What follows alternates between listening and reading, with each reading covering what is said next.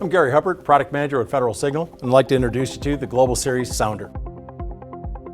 The Sounder itself is a 15-watt driver with 3 operating voltages, a 24-volt DC, 120-volt AC, and 230-volt AC.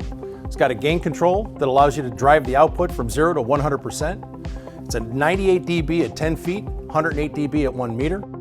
There's 15 tones on board. You can set a default single tone when it powers, it activates, or you can remote select multiple tones depending on the specific model. As with the rest of the Global Series platform, every model is available in a D, flameproof, or the DE, increased safety. They can all be surface mounted, or you can use the optional stainless steel adjustable U-bracket.